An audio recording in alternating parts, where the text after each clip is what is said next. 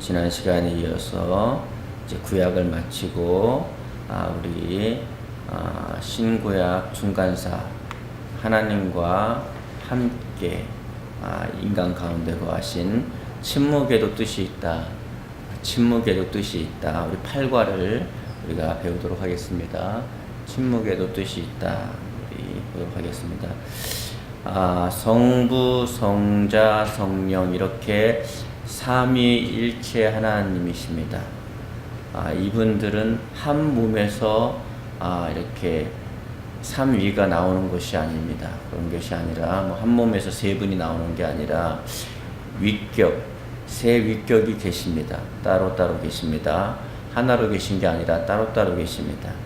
성부 하나님은 보좌에 앉아 계시고 그 우편에 성자 예수님이 계시고 그 앞에 성령님이 계십니다. 그래서 하나님으로부터 이 땅 가운데 임하셨습니다. 그분을 요한복음에 보면 말씀이라고 하는데 태초에 말씀이 계시니라 이 말씀이 하나님과 함께 계셨으니 이 말씀은 곧 하나님이시니라 그가 태초에 하나님과 함께 계셨고 말씀이 육신이 되어 우리 가운데 거하심에 우리가 그 영광을 보니 아버지의 독생자의 영광이요 은혜와 진리가 충만하더라. 그러니까 말씀이 이 땅 가운데 육신을 입고 오신 분, 그분을 우리는 예수 그리스도라고 합니다. 예수님은 구약에 어디 계셨을까요? 예수님께서는 모든 시대에 다양한 형상으로 나타나셨습니다. 팁을 드리자면은 여러분이 구약 성경을 읽을 때에 하나님의 사자라는 부분을 여러분이 좀 요즘에는 다 학력이 있으시니까 영어로 아니면 좀 더 공부해서 원어로 이렇게 공부하시면 그 하나님의 사자가 꼭 천사만이 아니라는 것을 발견하게 될 것입니다. 다니엘과 함께 했던 그분이 천사가 아니라는 것을 알게 될 것이고, 그래서 예수님은 구약에 곳곳에 사실은 나타나시는데 그분은 예수님이라고 하긴 뭐하고 그리스도라고 하시고 그리스도의 현현이라고 하십니다. 그래서 성육신, 몸을 입고 세상에 오시기 전에는 통상 하늘에 계신 아버지와 함께 계셨습니다. 예수님은 영원 전부터 언제나 하나님과 함께 계셨습니다. 그러나 놀라운 이적이 이제 신약에 나타나는데 그분이 그 살아계신 말씀인 하나님께서 이 사람의 육신을 입고 이 땅 가운데 임하신 것입니다. 구약이 성부 하나님의 성품과 사역을 강조하는 반면에 일반적으로 말하면 더 깊게 들어가면 이것도 맞는 말이 아닌데 보통적으로 말하면 성부 하나님의 성품을 강조하는 반면에 신약은 성자 예수님의 성품을 강조하는 사역이 됩니다. 그래서 구약과 신약의 관계는 가만히 보면 우리가 보도록 하겠습니다. 그래서 우리가 보면 율법과 은혜라는 것을 우리가 잘 봐야 되는 것입니다. 율법과 은혜입니다. 자, 우리 요한복음 1장 16절 17절에 보면 우리가 다 그의 충만한 데서 받으니 은혜 위에 은혜로라.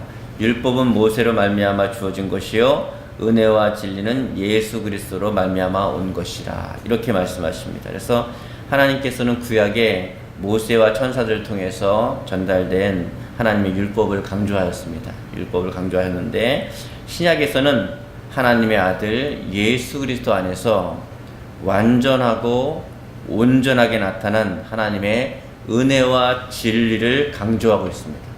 율법을 강조하던 시대가 지나고 은혜와 진리를 강조하던 시대가 도래하였습니다. 그러나 이것이 율법 시대에는 하나님의 은혜가 없었다 이런 건 아닙니다.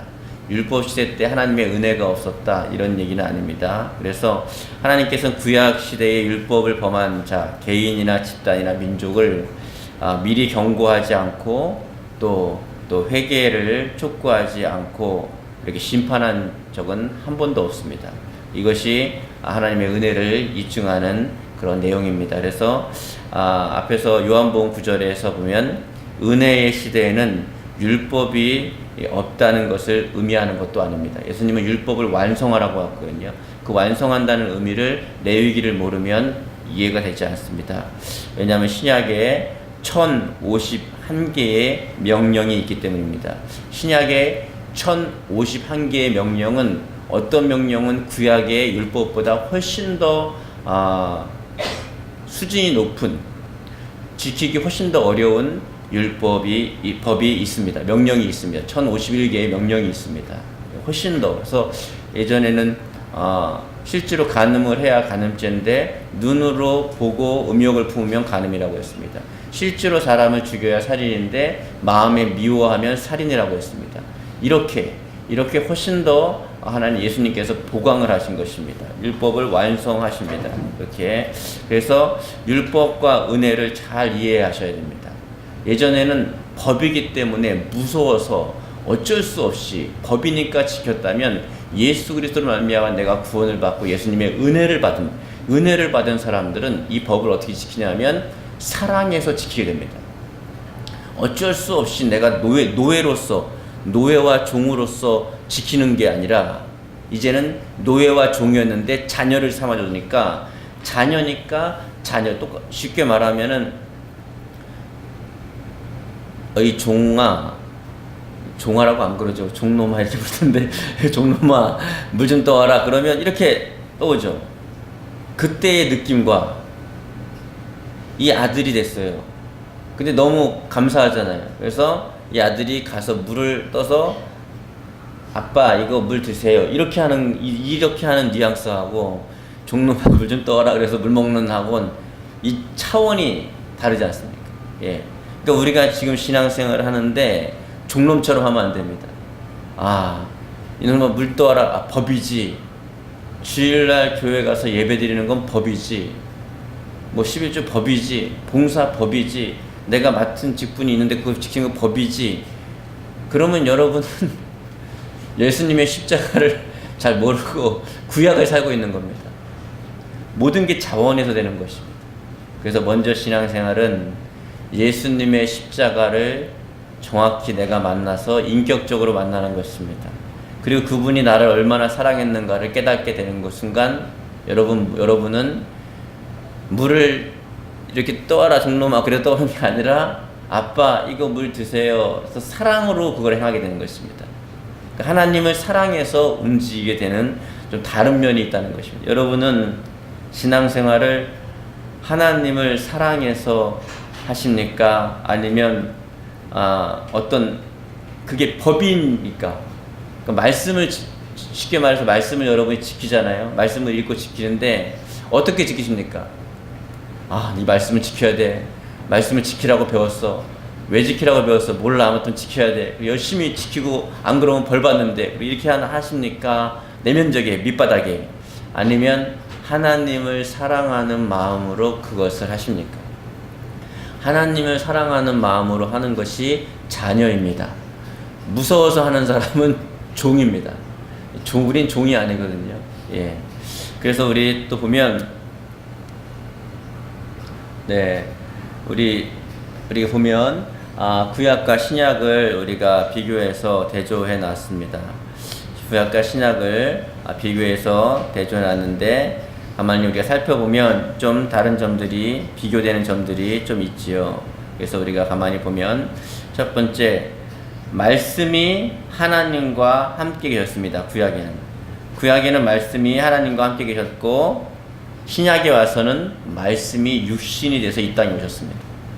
예수님을 잠언에선 지혜라고 하고 물론 잠언에 나오는 지혜를 우리가 말하는 지혜로 받아들여도 됩니다. 그러나 이 구원의 점진성 때문에 전체를 보면 그 지혜는 바로 이 땅에 오실 메시아 예수님이십니다. 그리고 말씀으로 배웠습니다. 예수님이 이 땅에 오시기 전에는 그분을 말씀이라고 했습니다. 예, 지금은 예수님은 그리스도이시며 만왕의 왕 만주의 주가 되십니다. 여러분이 아는 3년 반 동안의 그 초라한 연약한 예수님은 우리를 사랑해서 오신 분이지 그분의 본모습 전체의 모습은 아니십니다. 그 요한이 그분의 본모습을 보고 죽은 자 같이 그냥 쓰러져 버렸습니다. 왜냐하면 그분의 모습이 압도되고 어마어마하시기 때문입니다. 왜냐하면 전 우주의 통치자시기 때문입니다. 그 전 우주의 통치자가 우리가 나같이 연약한 나 같은 사람을 위해서 이 땅에 오셔서 십자가를 지신 것입니다. 모세에 의한 율법이 있습니다. 구약에는. 그런데 신약에는 그리스도에 의한 은혜와 진리가 충만하게 된 것입니다. 은혜와 진리가 있는 것입니다. 그러니까 모세의 율법을 지키는 시대가 있었다면 지금 어떻게 해요? 그리스도의 은혜를 받은 사람으로서, 내가 은혜를 받은 입은 사람으로서 그 은혜를 갚기 위한 사랑으로서 진리를 행하는 것입니다. 좀 많이 다른 것입니다. 예.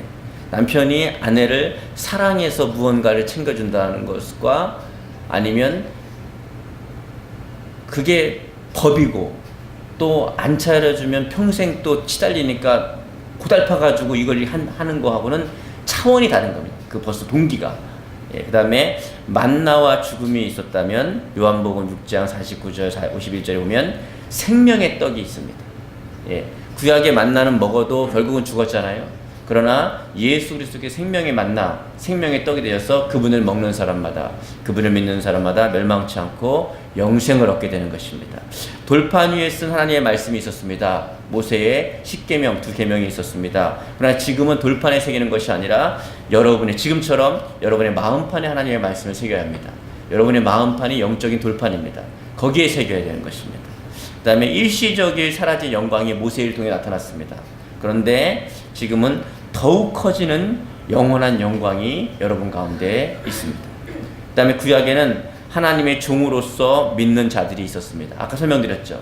하나님의 종으로서 하나님을 따르는 백성들이 있었습니다. 신약에서는요, 여러분은 종이 아닙니다. 하나님의 자녀로서 믿는 사람입니다. 그래서 자녀들은 부모를 볼 때 어떻게 하죠? 대개 자녀들은 활짝 웃으면서 그 사랑을 품고 달려오잖아요. 특히 어린 자녀들일수록 막 품고 달려오잖아요. 이렇게 막 기쁜 마음으로. 그런 모습으로 하나님께 나아가야 합니다. 예. 종처럼 막 종놈처럼 나가지 마시고 기쁜 마음으로. 예. 하나님의 자녀는 뭐가 다르잖아요. 그렇죠? 저희 딸이 4학년 되죠. 4학년 되는데 걔가 학교 갔다 오더니 아빠 나는 목사님 딸인가 봐요. 제가 목사님 딸이지 그럼 뭐냐 그랬더니 아니 그게 아니에요. 왜? 그랬더니 선생님이 수업을 하는데 뭐라고 여러분 그렇죠? 그러면 내가 네 그랬는데 아멘 그래가지고 내가 목사님 딸인가 봐요. 당황했다고. 저희가 당황했다고. 잘했다. 네, 다른 거죠. 다른 거. 그러니까 종으로서 신앙생활을 하시면 안 되고 자녀로서 신앙생활을 해야 됩니다. 그 다음에 하나님께서 선지자들을 통해서 말씀하셨습니다. 구약에는 특별한 사람들을 통해서 말씀을 하셨죠. 그런다 신약에 와서는 하나님께서는 그 아들을 통해서 말씀하십니다. 그 아들을 통해서. 그 다음에 수많은 일시적 대제사장들이 가문의 반차를 따라서 수많은 사람들이 있었습니다. 그런데 시브리에서 나오듯이 신약에 와서는 단 한 분뿐인 영원한 대제사장 예수 그리스도께서 단번에 희생자물이 되심으로 말미암아 더 이상은 양이나 소를 끌어들 필요 없이 그분을 믿음으로 그분을 의지함으로 우리는 모든 죄를 용서받게 되는 것입니다. 수없이 반복된 희생제사가 있었습니다. 계속해서 그래서 그 성막 안에는 또 성전 안에는 피비린내가 진동을 했죠. 계속 짐승을 잡으니까 사람의 죄악의 냄새가 거기도 끊임없이 흘러가는 것입니다. 그런데 신약에 와서는 단번에 한 번에 모든 영원한 희생제사를 예수님께서 제물로 깨끗하게 죄 없이 분이 와서 완전하게 희생제물로 치러주셨습니다. 그 다음에 구약에서는 홍수로 멸망시켰습니다. 신약에서는 불로 멸망할 것을 예언하고 계십니다. 이렇게 구약과 신약의 다른 부분들이 있습니다. 그래서 그 다음에 보면 우리 만나와 또 우리 떡을 설명해 놓고 있습니다. 그래서 우리 한번 보도록 하겠습니다. 만나와 생명의 떡에 대해서 이제 비교를 하고 있습니다. 그래서 보면 예수님께서는요, 너희 조상들은 광야에서 만나를 먹었어도 죽었거니와 나는 하늘에서 내려온 산떡이니까 사람이 이 떡을 먹으면 영생을 하리라. 나의 줄 떡은 곧 세상의 생명을 위한 내 살이다 라고 요한복음 6장 49절 51절 말씀하고 계십니다. 이걸 또 너무 모르시는 분들 때문에 설명하면 예수님을 뭐 진짜 이렇게 먹는다 뭐 식인종이 아닙니다. 식인종이 그런 게 아니라 쉽게 말하자면 예수님이 나를 위해서 나의 죄를 위해서 십자가에 지시고 나의 죄 때문에 나의 죄를 가지고 십자가에 지시고 그분이 죽으신 다음에 다시 부활하셨다. 내가 그것을 믿는 것, 그분을 영접하는 것, 그런 것을 말하는 것입니다. 그래서 하나님은 그래서 만나라는 양식을 계속 먹었지만 육신은 죽는 거예요. 그러나 영적인 양식인 예수 그리스도를 내가 믿음으로 받아들인다면 영원한 생명을 산다. 이 얘기를 하고 있는 것입니다. 하나님은 구약의 백성들에게 하늘로부터 만나를 내려주셨습니다. 그러나 그들은 하늘에서 내려온 떡을 먹고도 죽음을 피할 수가 없었습니다. 하지만 예수님은 하늘에서 내려온 살아있는 만나, 살아있는 떡입니다. 그러므로 이 떡을 먹는 이들은 그분으로 말미암아 영원토록 살게 되는 것입니다. 만나는 광야에서 매주 6일 동안 일어났습니다. 주일 안식일에는 안 내려왔고 6일 동안 내려왔습니다. 그래서 이 땅에 먹을 것이 주었지만 이 땅의 양식이 그칩니다. 그러나 오늘날 우리는 우리의 영적인 생명을 유지하기 위해서 하나님의 영원한 양식을 먹습니다. 그래서 주기도문에 보면 일용할 양식을 주시옵시고 이렇게 말합니다. 그 일용할 양식은 문자 그대로 우리에게 먹는 육신의 양식일 수 있습니다. 그러나 실질적인 것은 일용할 양식 대신은 예수 그리스도로 말미암아 내가 하루하루 나의 인생을 살아간다는 것입니다. 양식을 먹어야 내가 서 있을 수 있는 힘이 있잖아요. 인생을 살아가는 힘이 무엇입니까? 물론 육신은 인생을 살아가는 힘은 밥을 먹어야 살죠. 그러나 우리의 영혼은 인생을 살아가는 힘이 무엇이냐고 물어보고 있는 것입니다. 인생을 살아가는 힘이 바로 돈이라든가 아니면 뭐 자식이라든가 가족이라든가 이 세상에 있는 다른 것이 아니라 내가 이 땅을 살아가는 이유는 힘은 내가 좌절하고 넘어져도 일어날 수 있는 힘은 내가 자빠져도 다시 한번 일어날 수 있는 힘은 나의 양식 되시는 예수님 때문이어야 됩니다. 날마다 나에게 일용할 양식을 주십시오. 예수님을 양식 삼아 살아가는 사람은 다시 일어날 수 있고 버틸 수 있고 살아갈 힘이 있게 되는 것입니다. 그 얘기를 하고 있는 것입니다. 예. 그 다음에 나오는 이야기가 하나님의 말씀입니다. 하나님의 말씀. 돌비석과 마음비석을 얘기하고 있습니다. 예.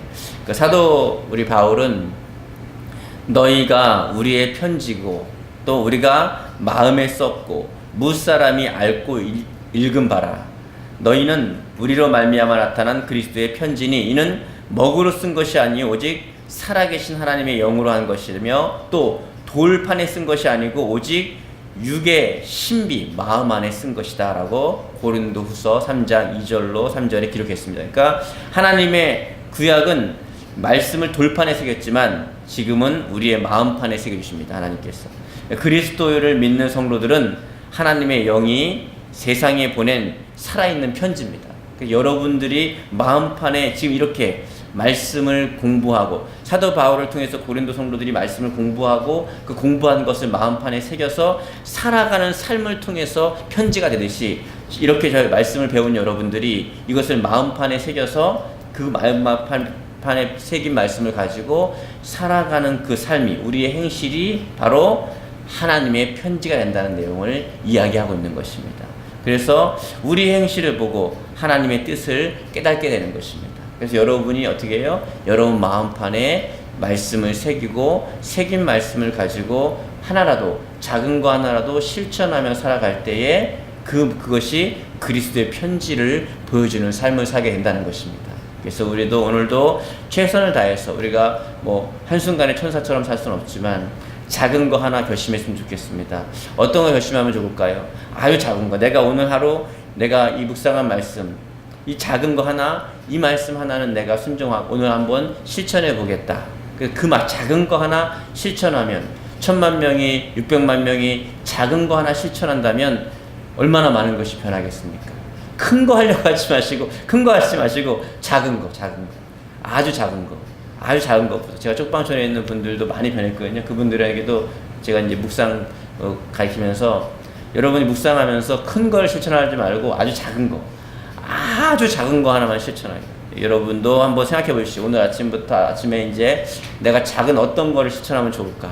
어떤 부분을 내가 그 하나 실천해서 성공했다면 여러분 하루가 정말 보람 있는 하루가 될 것입니다. 이전과 다른 하루가 되는 것이죠. 그런 것들이 쌓이고 쌓여서 여러분들의 삶 가운데에 이제 점차 하나님의 보시기에 아름다운 일들이 많이 일어나게 될 것입니다. 그 다음에 모세가 수건으로 얼굴을 가렸습니다. 하나님의 영광이 너무 드러나니까 백성들이 이게 너무 그러니까 이제 수건으로 가렸죠. 바울은 이것도 얘기했습니다. 정죄의 직분도 영광이 있은즉. 정죄의 직분이 뭐예요? 율법을 말하는 것입니다. 그래서 의의 직분은 영광이 더욱 넘치리라. 우리는 모세가 이스라엘 자손들로 장차 없어질 것에 결국을 주목지 못하게 하려고 수건을 그 얼굴에 쓴 것 같이 아니하노라. 우리가 다 수건을 벗은 얼굴로 거울을 보는 것 같이 주의 영광을 보매 저와 같은 형상으로 화하여 영광으로 영광에 이르는 곧 주의 영으로 말미암은 것이니라. 그래서 이 수건으로 얼굴을 가리지 않고 이젠 영광으로 주님을 보고 주님의 영광을 보게 된다는 것입니다. 그래서 모세는 옛 직분의 영광을 담당했는데 그것은 일시적으로서 금세 사라지는 것입니다. 그런데 그리스도 안에 있는 우리는 크고 영원한 영광의 일부가 되는 것입니다. 여러분 자체가 그리스도의 영광의 일부가 되는 것입니다. 우리가 하나님의 말씀의 거울을 열심히 들여다볼 때에 성령께서 우리를 한 단계 더 영광에 이르도록 해주시는 것입니다. 그래서 성화의 단계를 거치면서 영광의 길로 나아가도록 인도해 주시는 것입니다. 그래서 마침내 하나님 앞에서 온전히 영광을 받는 데 이르게 하시도록 인도해 주시는 것입니다. 그래서 옛 언약은 완벽한 의의 기준으로 죽음과 정죄를 강조했습니다. 그래서 율법을 통해 보면 내가 죽을 죄인이라는 것이 무조건 드러나게 되어 있습니다. 그래서 예수님을 찾게 되어 있습니다. 그러나 그리스도 안에 있는 새 언약은 그리스도의 보혈의 공로를 의지해서 하나님의 자녀들에게 생명과 의롭다 하심을 안겨줍니다. 그래서 여러분 아무리 여러분이 노력해서 애쓴다고 해도 여러분이 의로워질 수가 없습니다. 아니 613가지 중에 한 가지만 범하면 그냥 지옥 갈 자녀인데 지옥 갈 사람밖에 안 되는데 612가지를 다 지켰단 말이에요. 내가 오늘 대단하지. 내가 612가지 지켰다. 근데 어쩌다가 한 가지를 범했어요. 그럼 어떻게 되는 거예요? 그냥 지옥 가는 거예요, 그 사람. 무슨 말인지 아십니까? 율법은 벗어날 길이 없고 헤어날 길이 없고 율법으로는 구원을 얻을 수가 없습니다. 율법으로 만약에 법을 지켜서 내가 구원을 받는다면 예수님이 이 땅에 올 필요가 없습니다. 그런데 우리는 수없이 예수님이 그랬어요.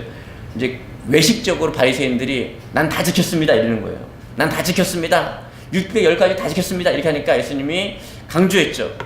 너 눈으로 실제로 가늠해야 너 가늠죄 안 졌지? 안 졌죠. 나는 그런 태어날 때부터 그런 적 한 적이 없습니다. 그랬더니 예수님이 뭐냐면 마음으로 음욕을 부르면 넌 가늠이야. 그러니까 그 사람들이 충격받은 거죠. 너 사람 죽이면 살인이라고 배웠지? 네. 너 마음으로 미워하면 살인이야. 그러니까 이 사람들이 얼마나 충격받겠어요. 예? 저와 여러분은 얼마나 많은 사람을 죽이고 우린 지옥 갈 수밖에 없습니다. 그래서 저와 여러분에게는 예수님이 필요한 것입니다. 예수 그리스도가 없이는 천하 다른 어떤 사람에게 어떤 이름도 구원받을 만한 이름을 주신 적이 없습니다.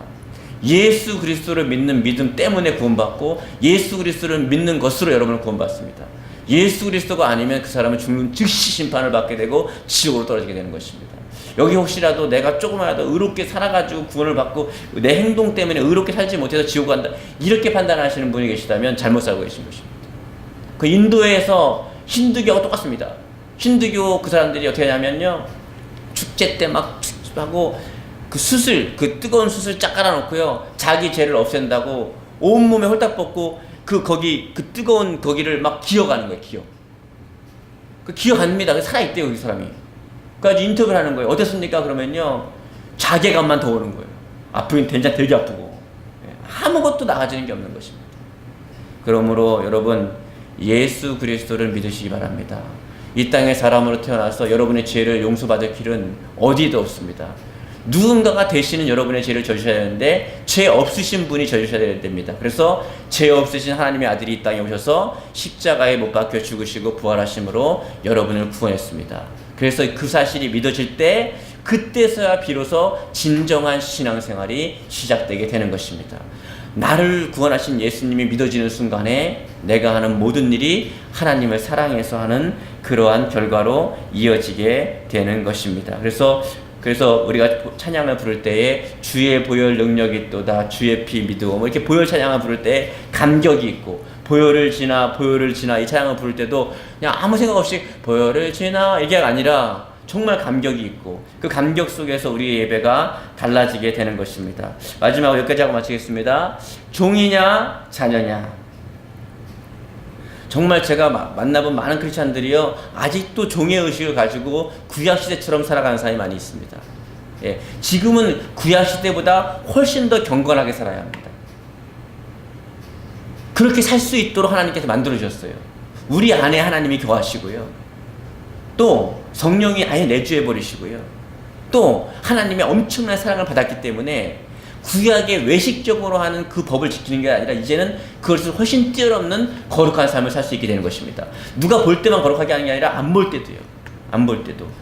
때가 참에 하나님이 그 아들을 보내사 여자에게 나게 하시고 율법 아래 나게 하신 것은 율법 아래 있는 자들을 속량하려 하시려고 우리로 아들을 명분을 얻게 하려 하십니다. 너희가 아들인 고로 하나님이 그 아들의 영을 우리 마음의 가운데 보내사 아바 아버지라 부르게 하였느니라. 그러므로 내가 이후로는 종이 아니요 아들이니 아들이면 하나님을 말미암아 유업을 입을 자니라.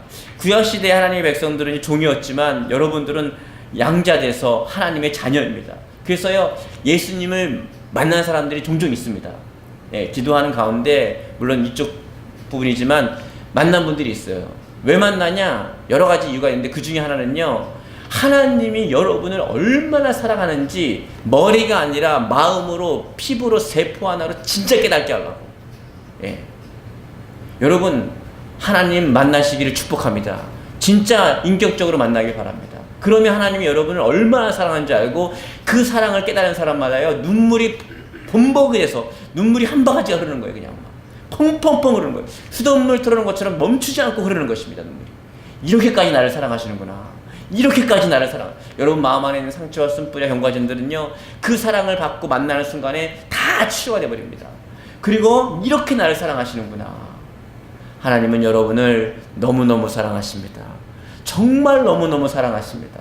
그분은 여러분이 안타까울 때 바라볼 때요, 이 세상에 그 누가도 바라볼 수 없는 안타까운 눈빛으로 바라보시고, 여러분을 사랑해서 쳐다볼 때는요, 이 세상에서 나밖에 없는 것처럼 그렇게 사랑하는 마음으로 쳐다보시고요. 여러분이 우시면요, 이 세상에서 가장 나를 위해 슬퍼하는 그 사람보다 가장 슬퍼하는 사람처럼 나를 보면서 피눈물을 흘리시는 것입니다. 그렇게 예수님은 하나님은 여러분을 사랑하십니다. 그 사랑을 깨달을 때부터 여러분의 신앙생활은 시작되는 것입니다. 정말 나를 사랑하시는구나. 진짜 사랑하시는구나. 그래서 예수님을 딱 만나면 그분이 여러분을 쳐다보는 그 모습 자체로 여러분은 무너져 버립니다. 그렇게 나를 사랑하는 마음으로 볼 수가 없어요. 그렇게 나를 걱정하는데 그렇게 나를 걱정해 줄 수가 없습니다. 그래서 그분이 이 땅에 나를 위해서 십자가를 지시라고 오셨구나. 그래서 이분이 이렇게 사랑하기 때문에 나를 위해 오셨구나. 요한복음 3장 16절이죠. 하나님이 세상을 이처럼 사랑하사, 하나님이 나를 이처럼 사랑하사, 이렇게 나를 사랑하시는구나. 그 사랑을 깨닫게 되기를 간절하게 축복합니다. 예, 신앙생활은 해라 해서 되는 게 아니라 깨닫게 되는 순간 자동으로 되는 것입니다. 기도하겠습니다. 하나님, 구약에는 율법에 매여 있었고 종에 매여 있었지만 신약에는 하나님의 은혜로 하나님의 자녀가 되었습니다. 하나님의 말씀을 돌판이 아닌 마음판에 새겼습니다. 오늘도 하나님의 사랑받는 자녀로서, 하나님이 나를 너무너무 사랑하시는 그 사랑을 입은 자녀로서 오늘 하루도 그 사랑을 받는 자녀답게 아름답게 살게 하시고, 또 하나님의 말씀을 마음에 새겼사오니 그 새긴 말씀을 작은 것 하나부터 실천하며 살아가게 도와주시고, 한 사람도 영적인 고아의 느낌으로 살아가지 않도록 도와주시옵소서. 감사드리고 예수님의 이름으로 기도드립니다. 아멘.